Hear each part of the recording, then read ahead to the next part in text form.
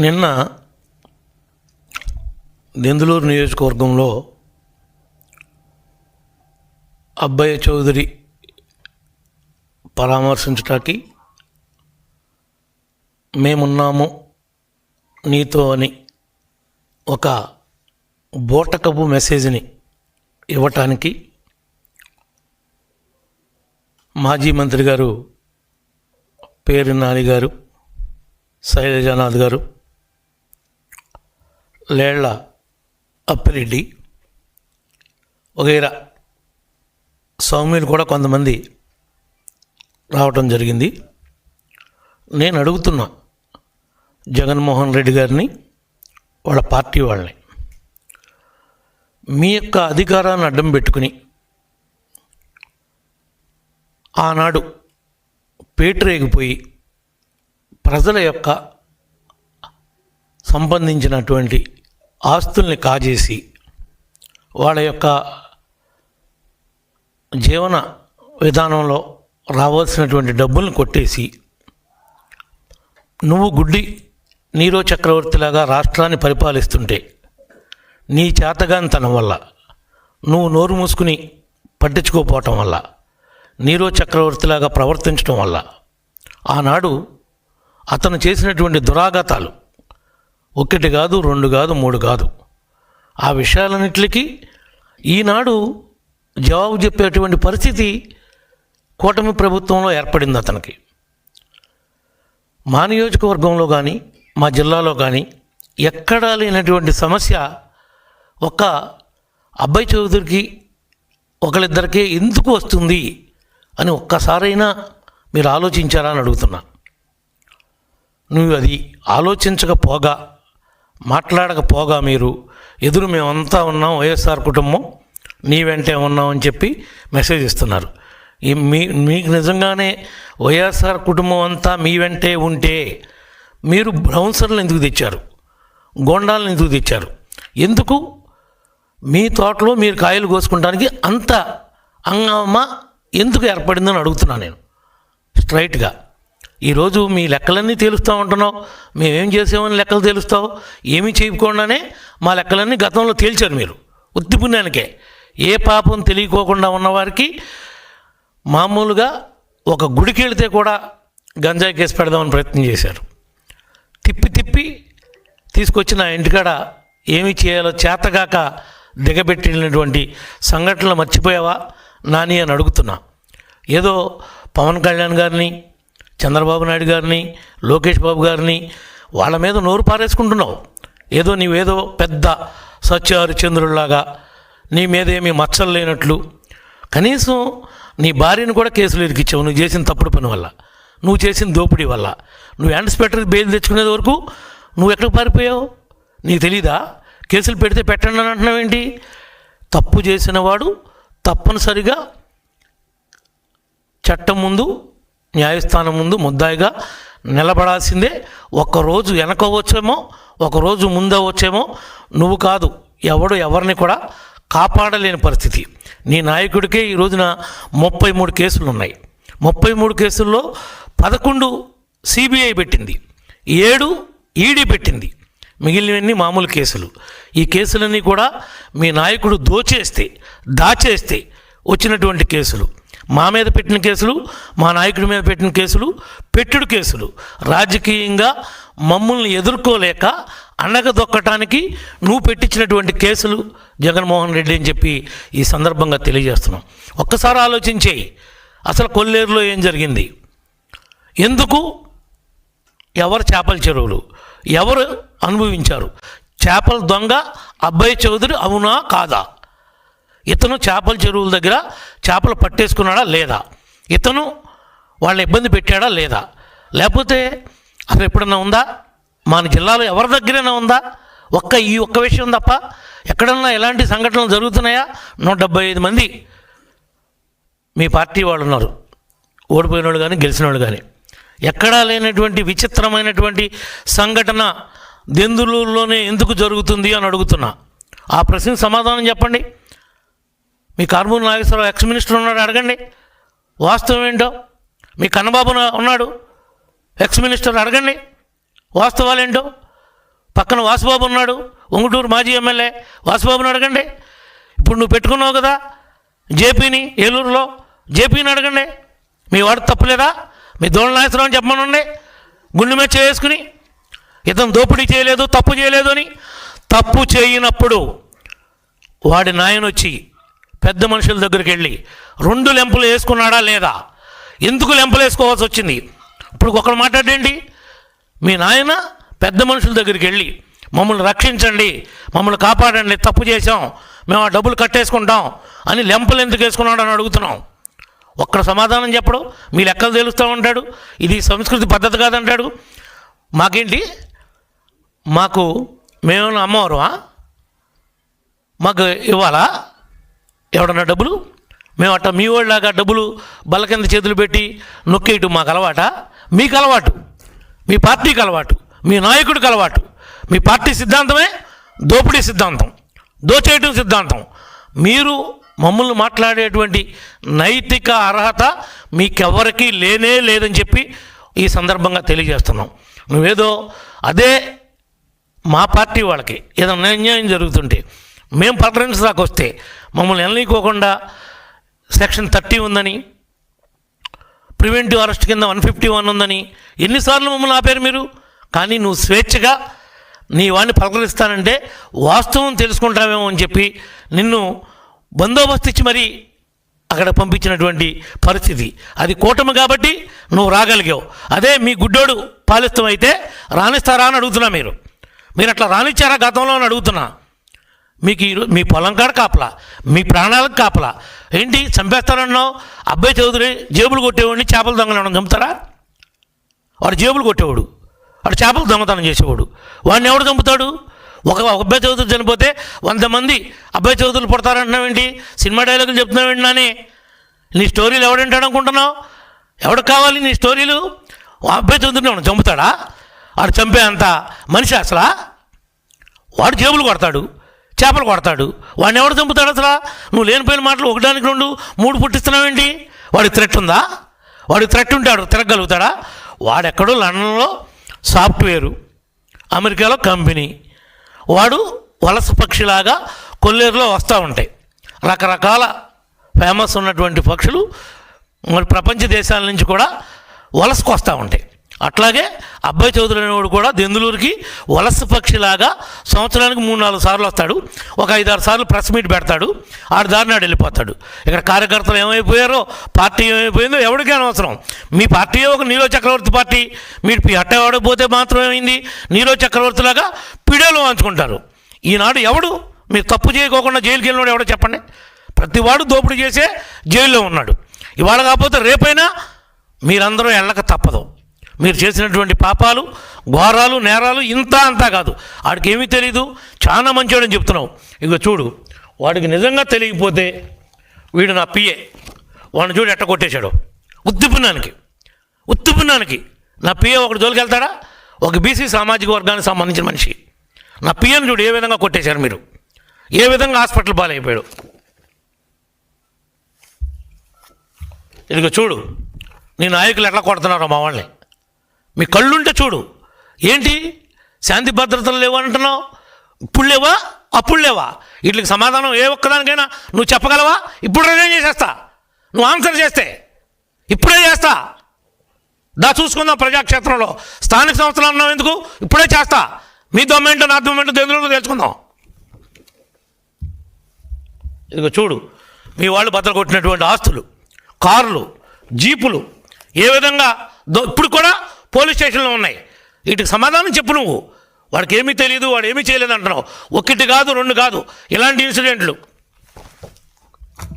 ఇక చూడు ఎన్ని ఉన్నాయో మీరు చేసిన ద్రోహాలు. ఇవన్నీ అధికారాన్ని అడ్డం పెట్టుకుని చెలరేగిపోయి అన్యాక్రాంతంగా చేసినటువంటి పనులు కదా. అధికార మతంతో కళ్ళు నెత్తికెక్కి మీరు ప్రవర్తించినటువంటి తీరు ఇది కాదా? వీటికి సమాధానం చెప్పండి. ఇదిగో చూడు రెచ్చిపోయిన మట్టి మాఫియా. ఇది నేనేమన్నా అన్నప్పుడు వేసుకొచ్చానా? ఇదిగో ప్రజాశక్తి కమ్యూనిస్ట్ వాళ్ళు రాసింది, మేము రాసాము. ఇది చూడు ఏం రాశారో. మేము వెళ్ళి కలెక్టర్కి ఏం కంప్లైంట్ ఇచ్చామో చూడు. ఇదిగో హాస్పిటల్లో ఉండి ఈయన ఒక డాక్టర్ రోడ్డు మీద నుంచున్నాడు. 11-12 గంటల టైంలో వీళ్ళు ఏంటో ఇటు వెళ్తున్నారు ఏంట్రా అని రోడ్డు మీద ఆగి నుంచున్నాడు. ఏంట్రా ఆగి నుంచున్నావు అని చావచేత కొట్టారు. 14 లక్షలు అయింది. ఇతను అపోలో హాస్పిటల్లో ఏలూరులో మా వల్ల కాదు, ప్రాణాపాయం ఉంది, రిప్స్ ఇరిగిపోయి లంగకు పొడుచుకుంటున్నాయంటే అపోలో పంపిస్తే 14 లక్షలు మెడికల్ బిల్ అయింది. ఇదంతా ఘోరం కాదా? అంటే మాకు జరిగినప్పుడు మీకు తెలీదా? అప్పుడు నిద్రపోతున్నారా మీరు? ఇవన్నీ సమాధానం చెప్పండి. ఏమీ తెలియదని మాట్లాడుతున్నారు మీరు. చాలా ఇన్నోసెంట్ అంటున్నారు మీరు.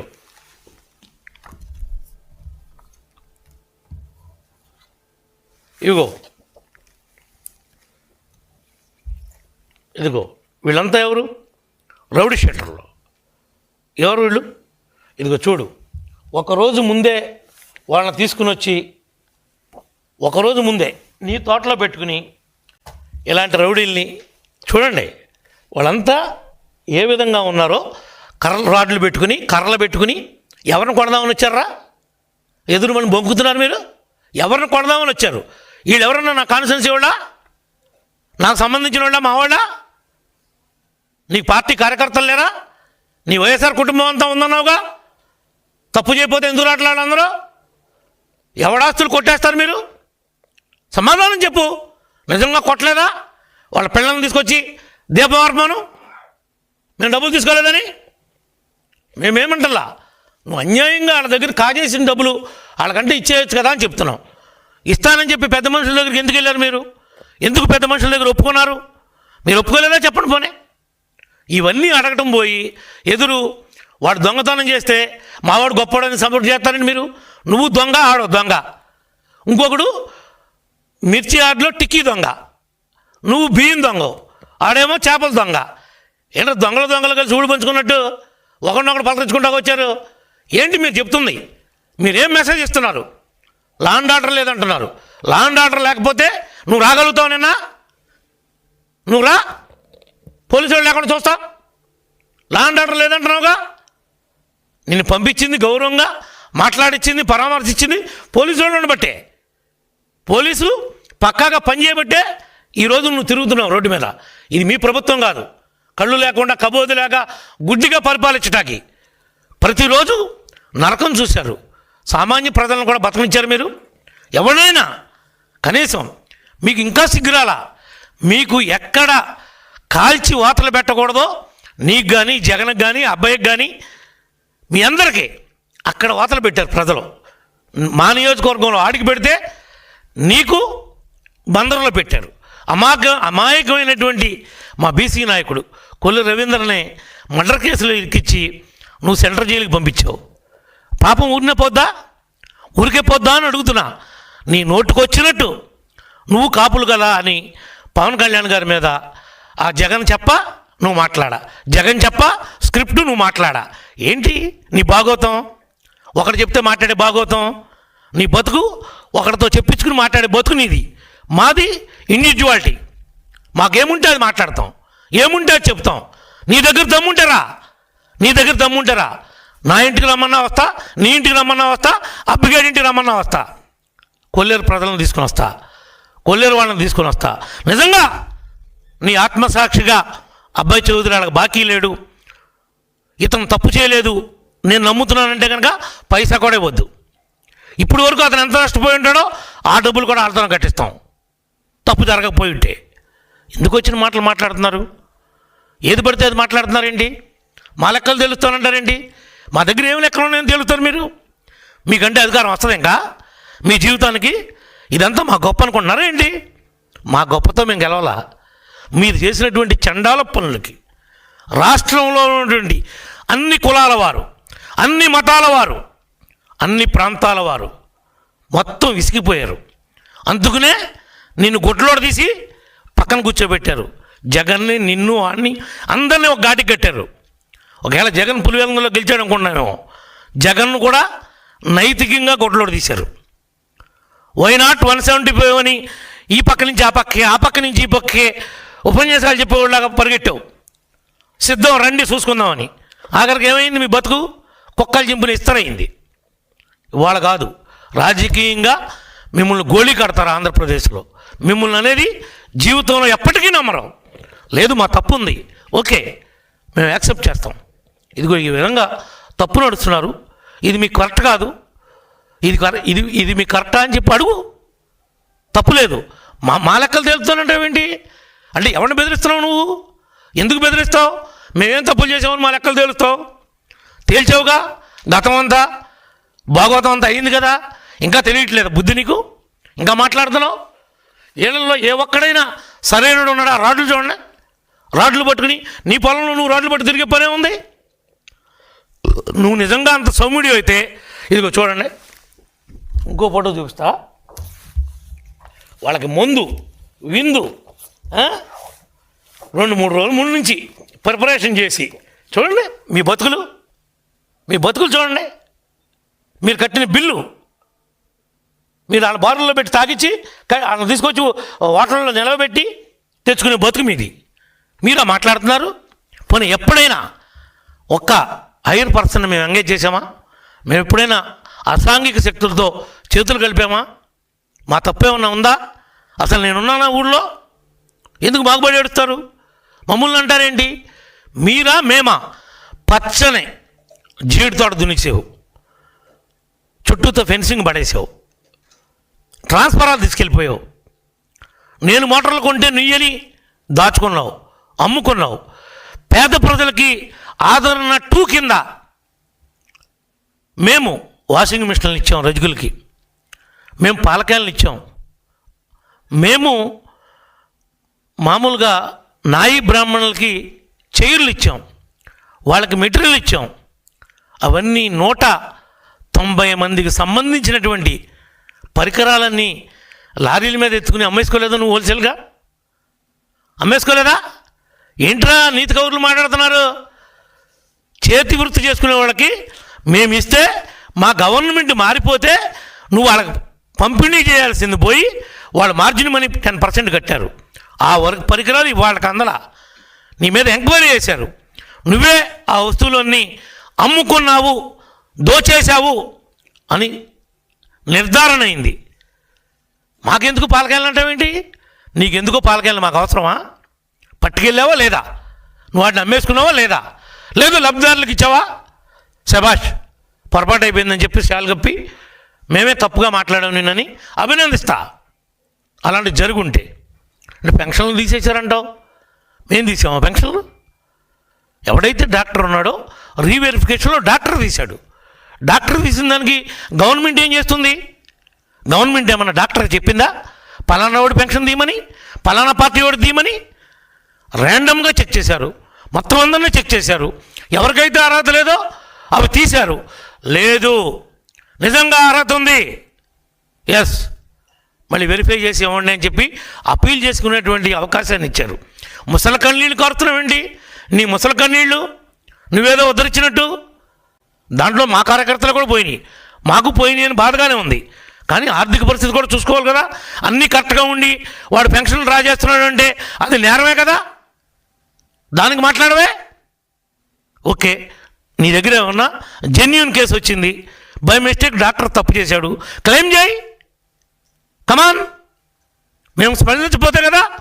ఇది గుడ్డి ప్రభుత్వం కాదు కదా, ఇది కళ్ళున్న ప్రభుత్వం, కూటమి ప్రభుత్వం.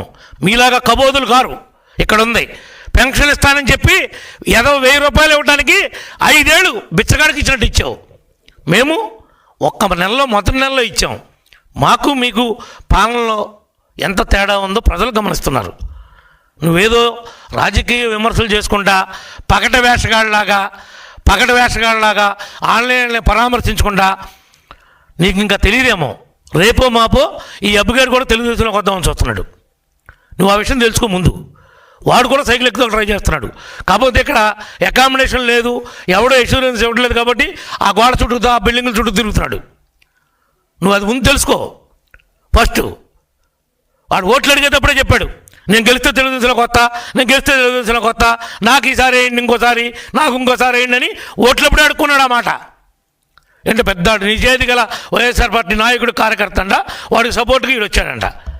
ఏంట్రా ఏది పడితే అది మాట్లాడుతున్నారు? వచ్చి ఒళ్ళు దగ్గర పెట్టుకుని మాట్లాడండి. మావి కౌంట్ అవుతుంది కాదు, మీ మాటలన్నీ కూడా మళ్ళీ కౌంట్ అవుతున్నాయి, మీ కౌంట్ అవుతున్నాయి. మీ చేష్టలు కౌంట్ అవుతున్నాయి.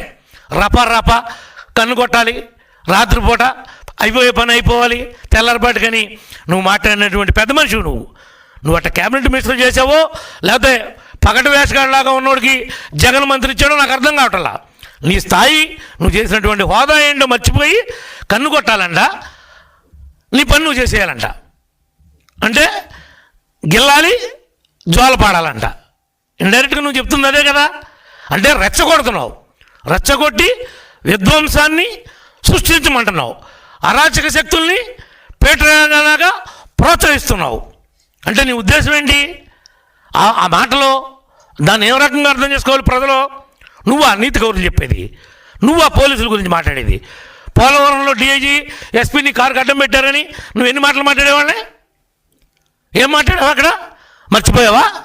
పెద్ద పోలీస్ అంటే కద్దర బట్టలు కాదు, కాకి బట్టలు స్టిఫ్గా ఉంటాయి అవి.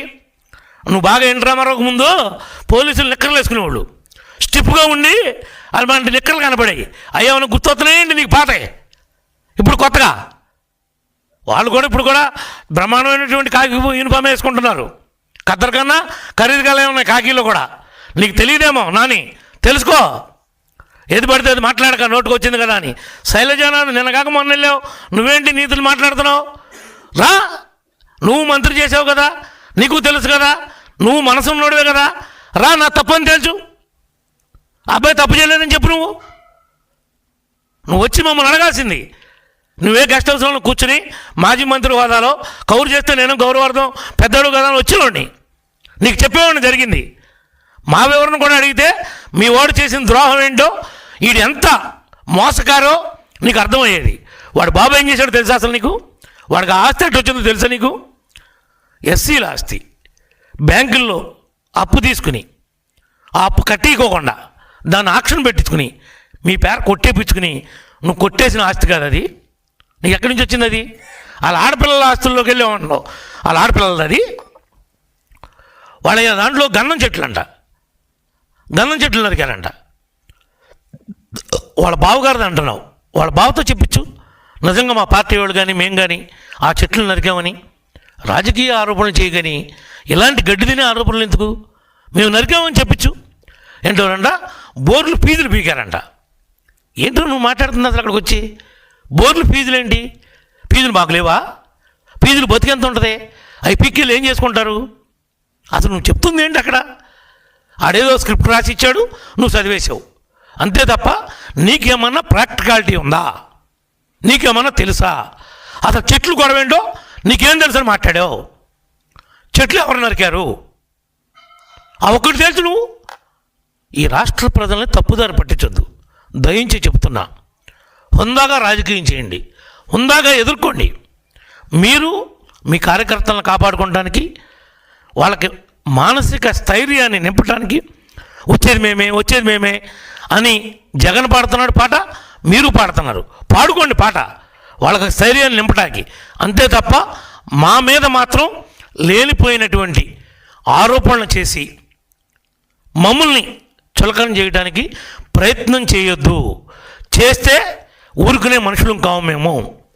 కావాలంటే మళ్ళీ దా ఏలూరు రా, గెస్ట్ హౌస్లో కూర్చొని కౌరు చేయి. కోలేరు పెద్దలను తీసుకుని వస్తా. లేదు మీ ఇంటికి రమ్మను, మీ ఇంటికి వస్తా. లేదు శైలజానాథ్ ఇంటికి రమ్మను, అక్కడికి వస్తా. ఏం జరిగిందో చెప్తా. తప్పు మాదుంటే నువ్వే చెప్పు మీదే తప్పని. లేదు అబ్బాయి చేపలు కొట్టేశాడు, చేపల చెరువులో డబ్బులు కొట్టేశాడు, ఇతను తప్పుగా నడిచాడు అంటే అది ఏం జరిగిందో దానికి విలువ కట్టి ఆ విలువని ఇప్పించు. అది నీ పెద్దరికం, నీ వందాతనం, నీ గౌరవం. అంతేగాని ఆడు దొంగతనం చేస్తే లేదు మావాడు దొంగతనం చేయలేదు నువ్వు వెనకాలేసుకొస్తే నీకు ఏమన్నా గౌరవం ఉంటుందా అంటున్నా. అంటే నువ్వు బియ్యం చేసావు, ఆడు చేపలు చేశాడు, ఇంకొకడేమో మిర్చి టిక్కీలు చేశాడు. ఏంటి తోడు దొంగలాగా మేము కూడ పలుకుంటామంటే మేమేం కాదనం, అదే చేయండి. కానీ ఈ విధానం అనేది కరెక్ట్ కాదు. మీ జగన్ పార్టీ వారికి, జగన్మోహన్ రెడ్డి గారికి కూడా చెప్పేది, ఇలా మీరు ఆరోపణలు చేయటం, ఇలా మానసిక స్థైర్యాన్ని నింపడానికి ప్రయత్నం చేయటం ఇది కరెక్ట్ కాదు. ప్రజాస్వామ్యం గురించి మాట్లాడుతున్నావు, చాలా పెద్ద పెద్ద మాటలు చెప్పావు. అసలు ప్రజాస్వామ్యం అనేది గత 5 ఏళ్ళు మీకు గుర్తుందా? మీకు గుర్తించారా? వ్యవస్థల గురించి మాట్లాడుతున్నావు. అసలు వ్యవస్థల్ని చంపేసింది, నిర్వీర్యం చేసింది మీ ప్రభుత్వం కాదా? ఇలాంటి పెద్ద పెద్ద మాటలన్నీ మళ్ళీ మీరెట్లా మాట్లాడతారు మీ నోటితో? వాటిని చంపేసిందే మీరు, వాటిని విలువ లేకుండా చేసిందే మీరు. పోలీసులాగా పనిచేయించారు మీరు. బంట్రోతులు ఉద్యోగం చేయించారు, వాళ్ళ దిగజారు చేశారు, వాళ్ళ గౌరవాన్ని జనంలో పలచన చేశారు. మళ్ళీ ముఖ్యమంత్రి గారు, ఉప ముఖ్యమంత్రి గారు కూటమి వచ్చిన తర్వాతే పోలీస్గా వాళ్ళ యొక్క పనులు వాళ్ళు చేసుకుంటున్నారు. మేమేమి ఆయన తోటలోకి వెళ్ళి ఒక్క గెలగోయలేదే, ఒక కాయ పట్టుకెళ్ళలేదే, మేము ఒక్క మట్ట పట్టుకెళ్ళలేదే. మమ్మల్ని ఎందుకు అంటున్నావు? వాళ్ళు వస్తున్నారు కొల్లేరోళ్ళు, ఒక పక్కన అబ్బాయ. కొల్లేరోళ్ళకి అన్యాయం జరిగిందని వాళ్ళు బాధపడుతున్నారు, ఇటు అబ్బాయ నా కాయలు కోయనట్లేదని బాధపడుతున్నాడు. అసలు వాళ్ళిద్దరూ మధ్యలో ఉన్న గొడవ ఎందుకు వచ్చింది, ఎవరికీ లేని గొడవ అనే దాన్ని, ఆ కోణం ఎందుకు మీకు కనపట్టలేదు అని అడుగుతున్నాను నేను. స్ట్రైట్కి వచ్చింది నేను అడిగేది. ఇలాంటివి చేసి మళ్ళీ మేము బెదిరిస్తున్నామని, మేము చంపేస్తాం. 1000 మంది అబ్బాయిలు పుడతారా? ఎందుకు? దోసుకు తింటాగా 1000 మంది అబ్బాయిలు? ఇప్పుడు ఒకడున్నోడితోనే సస్తుంటే 1000 మందిని పుట్టిస్తానంటావేంటి? అసలు ఆయన ఎవడు చంపుతాడు? ఆయన చంపే అంత పనే ఉంటుంది.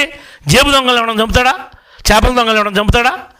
కావాలని మీకు మీరు కలరింగ్ ఇచ్చుకోవడానికి ఏదో ఒకటి వచ్చాం కదా, 4 కోతలు కూసి వెళ్ళకపోతే బాగోదని మాట్లాడదాం. కాకపోతే నిజంగా అవగాహన నుండి మాట్లాడావా నాని అని అడుగుతున్నాను నేను. నువ్వు 3 సార్లు ఎమ్మెల్యే చేసావు కదా, నువ్వు నేర్చుకుంది ఇదేనా? ఇలాంటి యథోపనం చేసేవాళ్ళని సమర్థించడమే మీ పార్టీ సిద్ధాంతం అని అడుగుతున్నా. మీ పార్టీ నాయకుడి సిద్ధాంతం అదే, మీ అందరి సిద్ధాంతం కూడా అదేనా కనబడుతుంది మాకు, మీరు ఈ పనులు మాట్లాడుతుంటే చేస్తుంటే. ఇప్పటికైనా అర్థం చేసుకోమని ఈ యొక్క మీడియా పరంగా మీకు ఈ రాష్ట్ర ప్రజానీకానికి తెలుస్తా వాస్తవాలేంటి, అసలు జరిగిందేంటి. అబ్బయ్య పోలవరం కాలం అంతా తవ్వేశాడు, మొత్తం దోసేశాడు. ఇవాళ కాబట్టి రేపు వెళ్తే లెక్కలు రేపు తేలకుండా పోతాయా? తిన్నదే కక్కక మాంతారా? మీ తిన్నవాళ్ళందరూ మీ సహచరులందరూ వెళ్ళా తింటున్నారుగా చెప్పుకోడు, వాడికి తప్పదు. లోనేసేయండి, అరెస్ట్ చేసేయండి, తప్పు చేద్దా అంటున్నావు కదా, వస్తాయి ఒక్కోటిగా వస్తాయి. తొందరపడమాక. ఒకవేళ మాకు తెలియదేమో, మేము మర్చిపోయామో అని చెప్పి నువ్వు గుర్తు చేసినట్టుగా కూడా ఉంది మాకు ఇది. Thank you. నువ్వు చెప్పిన విషయాలన్నీ అర్థం చేసుకున్నాం. తప్పనిసరిగా తప్పు జరిగి ఉంటే ఇంప్లిమెంట్ చేసేదాకా ఈ కూటమి నిద్రపోదని చెప్పి కూడా ఈ సందర్భంగా తెలియజేస్తున్నా. Thank you.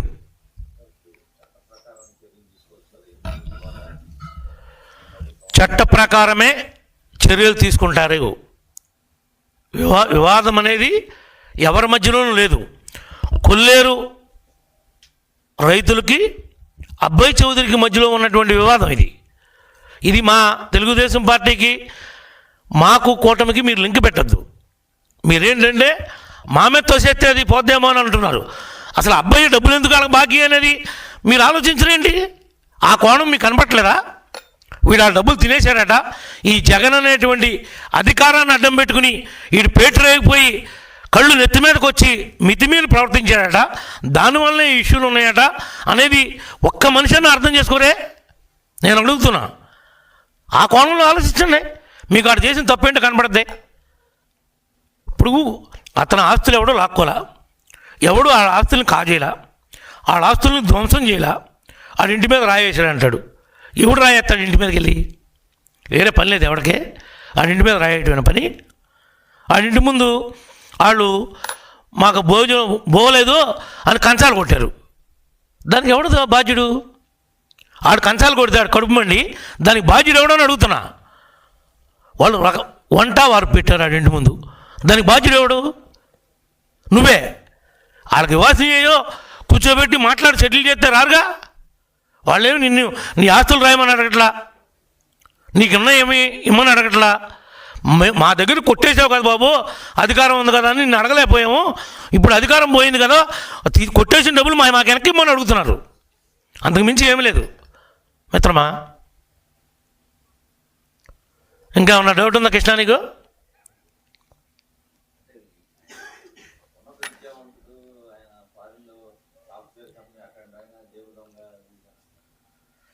అంటే నీకేమన్నా అబ్బాయిని ఇంకా తిట్టించాలని ఉందా? చెప్తా. వాడు చదువుకున్న మాట మంచి వాస్తవమే, నా కళ్ళ ముందే చదువుకున్నాడు, వాడు బతుకు దొరికిపోయాడు, ఏదో కుదిరింది వరుస, గాల్లో కొట్టుకొచ్చాడు, ఒకసారి ఎమ్మెల్యే చేశాడు. వాడు పైకి సాఫ్ట్వేరే కానీ వాడి మెంటాలిటీ అంతా హార్డ్వేరు. వాడు చేసేవన్నీ క్రిమినల్ పనులు. వాడు క్రిమినల్ కాకపోతే ఇలాంటి క్రిమినల్స్ ఏమైనా పిలుస్తాడా చెప్పు నువ్వు? వాడు క్రిమినల్ కాకపోతే ఆడు ఒక రాజకీయ పార్టీ నాయకుడు. అక్కడ వీళ్ళందరూ రౌడీలందరూ ఎందుకడికి, తాగుబోతాళ్ళందరూ ఎందుకు, బ్లేడ్ బ్యాచ్ వాళ్ళందరూ ఎందుకు చెప్పు నువ్వు ధర్మం? అలాంటి వాళ్ళకి డబ్బులు ఇచ్చి బారుల్లో తీసుకెళ్ళి తాగిపిచ్చి నిలవబెట్టుకుని విజయవాడ దాకా పోగేసుకుని వచ్చి ఈ రాద్ధాంతం అంతా ఏంటి? వాడు నిజంగా సాఫ్ట్వేర్ అయి ఉంటే పెద్ద మనుషులు ఉన్నారు కదా, నువ్వు పెట్టుకున్నావు కదా, నీ బాబులు ఎంపలేసుకుని ఒప్పుకున్నాడు కదా ఎన్నో కోట్లు కడతానని. ఒప్పుకున్నాడా లేదా? జరిగిందా లేదా? లేదు. నీ బాబులు ఎంపలేసుకోలేదా చెప్పు, రిజల్ట్స్ చూపిస్తా నీకు, మీరందరూ చూస్తానంటే. 2 లెంపలు బాదుకున్నాడు. ఎలా ఎలా ఎలా ఇంకెప్పుడు ఇతను తప్పు చేయనని, తినేసిన డబ్బు కట్టేస్తానని మాట్లాడింది. ఇవాళేంటో ఏమీ తెలియనట్లుగా ఆన్లైన్లో పోగేసుకొచ్చి దొంగ నడిచినట్టుగా ఉంది. మీరు సాఫ్ట్వేరు అవన్నీ అనుకోవద్దు, పేరుకే. నేను గెలిస్తే అవి పెడతా అన్నాడు, ఈ పెడతా అన్నాడు, చూస్తారు నియోజకవర్గాన్ని దిశ మారుతానన్నాడు. ఒక కంపెనీ పెట్టలా. ఈడు కుటుంబాలకి సరిపడా సంపాదించుకున్నారు, దోచేసుకున్నారు, మూటలు కట్టుకున్నారు. ఒక 50 కోట్లు పెట్టి కంపెనీ కొన్నాడు అమెరికాలో. ఎక్కడదమ్మా నీ డబ్బు? 50 కోట్లు ఏం చేస్తే ఇచ్చారండి 50 కోట్లు? కంపెనీ ఎట్ట కొన్నావు? ఏమీ లేవని కొల్లేరు డబ్బులని కొట్టుకెళ్ళిపోయావు. ఇవన్నీ ఏంటి? నేనేం అబద్ధాలు చెప్తున్నా మీతో, నేను మాట్లాడేవన్నీ నిజాలే మాట్లాడుతున్నా. నాకేం అతని మీద వ్యక్తిగతంగా ఏ కోపం లేదు. చాలా తప్పుడు పనులు చేశాడు, చాలా హెరాస్మెంట్ చేశాడు, చాలా ఇబ్బంది పెట్టాడు. నిద్రలేని రాత్రులు, ఎన్నో రాత్రులు గడిపాం, ఎన్నో రాత్రులు. రోజుకొక కేసు, 67 రోజులు పెట్టింది పెట్టకోకుండా పెట్టారు. అన్నీ పెట్టెడు కేసులే. సగం కేసులు కొట్టేశారు, సగం కొట్టేశారు ఇప్పటికే, నీదే తప్పు లేదని. ఇంకా మిగిలిన కూడా కొట్టేస్తారు. నేను తప్పు చేయలేదు కాబట్టి. కానీ జగన్ మీద కేసులు కొట్టరు. అవి సిబిఐ 11, ఈడీ 7, లక్షలాది కోట్ల రూపాయలు ప్రజాధనం, తండ్రి అధికారాన్ని అడ్డం పెట్టుకుని కాజేసిన డబ్బు అది. అవి ఊరినే ఆ పాపాలు. నాకు వాళ్ళకి నక్కకి నాగలోకానికి ఉన్న తేడా ఉంది. నేనులాగా ఈయన కొట్టేసి బియ్యం డబ్బులు మళ్ళీ జమ కడతాం కాదు. నువ్వేమన్నా నీలాంటి ఏమైనా ఆరోపణలు ఉంటే నా మీద చెప్పు, నేను ఆన్సర్ చేస్తా. నువ్వు చేసినటువంటి తప్పుడు పనులు, మీ వాళ్ళు చేసినటువంటి తప్పుడు పనులు లాంటివి ఉంటే చెప్పు, నేను ప్రజాక్షేత్రంలో ఆన్సర్ చేస్తా. మీరు ప్రజాక్షేత్రంలో మీరు పనికిరారని, మీరు సరిపోరని ప్రజలు తీర్పిచ్చారు. ఇచ్చి ఇంకా 1.5 సంవత్సరం కూడా పూర్తి అవ్వాల. నేను మేము వచ్చేస్తాం అని పిచ్చ మాటలు, ప్రేరేపణలో జనాన్ని రెచ్చగొట్టుడు, కన్ను కొట్టి వేసేయాలంటాం, రప అంటాం. ఇవన్నీ మీరే చేస్తున్నటువంటి వికృత చేష్టలు. అధికారం పోయిన తర్వాత ఏం చేయాలో తెలియక మతి భ్రమించి మాట్లాడుతున్నటువంటి మాటలుగా నేను భావిస్తూ ఉన్నా ఇవన్నీ.